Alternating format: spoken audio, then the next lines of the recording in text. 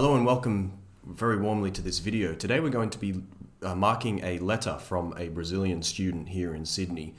She's been in quarantine like all of us for quite a while now, and she's been doing daily diary entries. So we're going to look at one of her diary entries and mark it and try to correct it and see what kind of problems that we come up with in this letter. So without further ado, let's get started. Okay. So we've got diary about quarantine in Australia. So quarantine in English has two A's. Quarantine. So we see this twice here. So diary about quarantine in Australia, the 7th of April. Okay, so day 3,726,473. I don't really know when this quarantine started. It looks like years ago. So the first thing I notice is in don't, there is a contraction. Do not, it's a contraction. So we want to put an apostrophe here. An apostrophe will indicate to me that there has been two words or a larger word that has contracted to a smaller version. Without it, that word is don't. There's no word in English, don't. So with the contraction and the apostrophe makes sense. So I don't really know when this quarantine started. It looks like years ago. So we've got verbs of the senses. So we've got look, we've got hear, we've got taste, we've got smell, and we've got feel. Now, we only can use look when we're talking about something visual. So maybe if I see a nice car on the street, I go, wow, that looks really beautiful. Or I see a beautiful woman, I go, wow, she looks lovely. But when we're talking about a situation, you can't really see a situation with your eyes, but you can feel it with your body, or you can feel it with the passing of time. So we can change this word looks to the word feel, right? So it feels like years ago. Or we could just use a general word, which is seems. So seems is a general feeling word, which can be used in any situation. Look, touch, smell, feel. We can use the word seem. So it looks or it it feels or it seems like years ago. 2 days ago was my birthday. Happy birthday to you. And it was when I realized how hard it is being stay at home. How hard it is to stay at home, because we're connecting the infinitive to the adjective. So we have a rule, which is adjective plus infinitive. So that's a rule we have in English. So I'll give you some quick examples. She was happy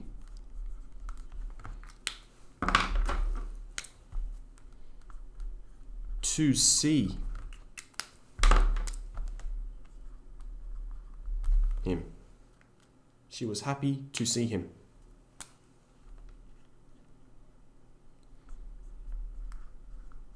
It was great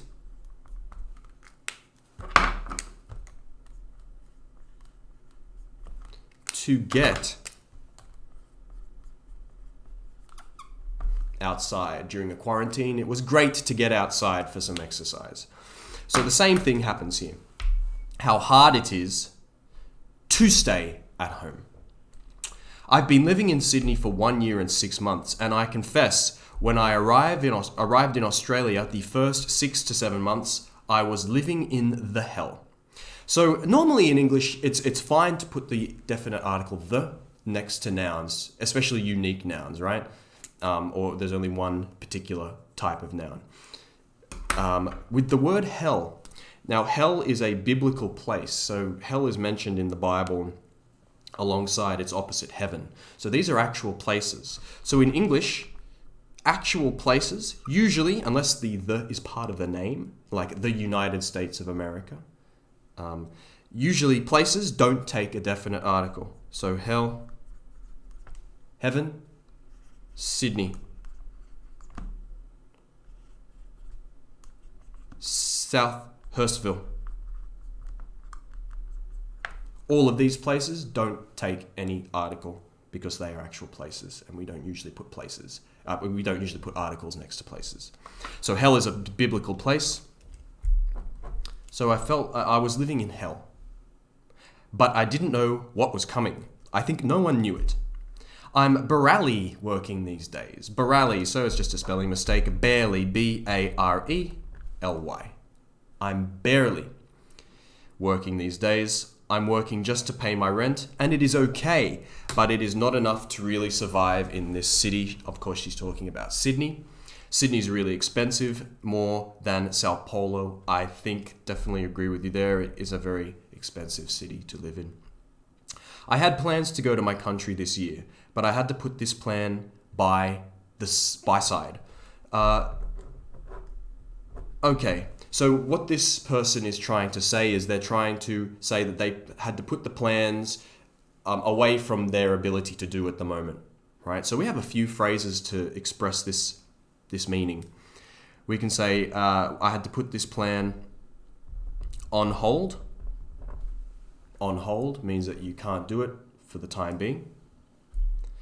We can also say put this plan by the side, but I would probably change the preposition to on. Put this plan on the side. There's also another variation, by the wayside. By the wayside, which means sort of next to you, not in front of you. So this person had to put their plan on hold.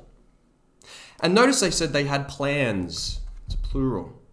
So I had to put these plans, plural, on hold, on the side, or by the wayside.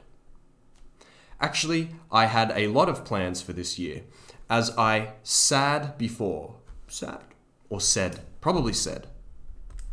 As I said before, 2 days ago was my birthday, and one of these plans was to have dinner with some friends in a restaurant and buy that balloon with my age. You know, the one where they have like 26 today and it's in a big love heart balloon, right? So she wanted one of these things. I know it's childish, apostrophe on the, between the T and the S. It is childish, but I wish for that. It was a sad birthday. I cried a lot. I missed my family more than the usual. So the usual, when we talk about the usual, it's got a few different meanings. When we say the usual, it can be, say, if I go to a restaurant and I want to order and everyone knows me in this restaurant. They know me and they know what food I always order. They can say to me, hi Christian, what would you like today? And I can say, the usual, please. They already know what the food is. We can also use the phrase the usual when we're talking about things in life that aren't changing, normality, right? So if I say to someone, hi Bill, how you going? What's been happening? He can say the usual, which means nothing different, the same that he's always been doing. In this phrase, I miss my family more than the usual. We're talking about the missing, so we'd probably just use miss family more than usual. It's not a regular routine necessarily. I wasn't expect for anything. Wasn't plus verb expect. So we want to put the ing, it's the past continuous there. I wasn't expecting. The verb expect, don't put any preposition for expect. I wasn't expecting anything. Any present, cake, or something else. And we're in negative, wasn't. So change the word something to the word anything. I wasn't expecting anything else. But I live with a Brazilian family. Brazilian, now that's a nationality. Anytime we're talking about the country or the nationality, doesn't matter if it's noun or it's adjective, we need to make it plural. Capital B. With a Brazilian family, and they are so nice. The grandmother made a cake and they gave to me a long sleeve t-shirt. I cried a lot. Okay, no problems with that sentence. The verb give, after the verb give, we can put the preposition to, but we can also leave it out. And in fact, it's probably more common with native speakers to leave out the verb, the preposition to after the verb give. So just for flow purposes, it might be better to say that she gave me a long sleeve t-shirt, but by no means is gave to me wrong. It's just more common to say gave me. I'm feeling alone these days. I stay in my room all day watching movies and sleeping. And this is so depressive. So I wanted to quickly explain about these classes of words depress, the word and the cluster of words around the verb depress. So it comes from the verb depress, to depress, right? And we can basically get 4 adjectives a lot of adjectives, 4 adjectives out of this verb. We can get the present and the past participle, which you can do out of any verb. So the present participle is depressing. The past participle is depressed. Depressed. There's another adjective which we have, which is depressive, which is what this woman has used here. And then there is another word which can be an adjective, can be a noun, which is depressant. Okay, but they don't all mean the same thing. When we talk about something that is depressing, the situation makes you feel sad, right? So if I see a homeless person on the street, that's very depressing. If I see a very sick person in the hospital, that's very depressing. If I see a horrible accident somewhere else in the world, that's very depressing. So the situation causes the feeling. The situation causes the feeling if it's depressing. If the bad feeling is caused by a chemical, maybe some medicine, then we say that it is depressive. Depressive can be used for the chemical. The same thing with depressant. It's chemically induced. So we can say an antidepressive, which is medication that stops depression, chemical medication, or an antidepressant, again, a chemical that stops depression. And the feeling that you have is depressed. That's your feeling. I am depressed. So I see a depressing situation and I feel depressed. That's the relationship between the past and the present participle in English. So this person here has said that this is so depressive. Well, these things aren't chemical. These things are situations, so it's very depressing. Talking about depressive, again, same thing, depressing. Thing, just one thing? No, probably many things. Talking about depressing things, I'm anxious and I have to get medicine for that and stay at home all day doing nothing is not helpful. So we've got a bit of a fragmented sentence here. We want to make this a relative clause, is not helpful. We want to make this a relative clause. So add the relative pronoun which is not helpful, or that can also be used there. I could do a lot of things, I know, but it's not easy as it sounds. Again, apostrophe to denote the contraction. And here, it's not easy as it sounds. Remember, when we want to talk about equality, or in this case, lack of equality between two adjectives, the grammar is as plus adjective plus as again. So it is not as easy as it sounds. Sorry, I don't think you could have seen that. I've paid a personal trainer because when I realized that I'm an anxious person. So we have here a vowel, especially a vowel sound. We want to put the N to make an on the indefinite article. I realized that I'm an anxious person. I decided to do something to help my mind and body, and do exercises is something marvelous. So if you notice here, we've got an and. So we're starting a new clause. This new clause has a subject, this has an object, and it's got a verb. There's a problem here. Do is a verb, but it's the subject of the sentence. We can't put a verb in its base form as the subject of the sentence. The way we get around this problem in English normally is what we'll do is we'll change the verb into a gerund, which is a noun form of the verb. So doing exercises is something marvelous. But my mind is my biggest enemy, and it always says to me to give up. I would probably change the verb says. It's okay, no problems with it, but I would probably change it to tells. Just sounds a little bit nicer there. It says that it is comfortable to stay in the bed. A particular bed, a specific bed, just bed in general, the concept of bed.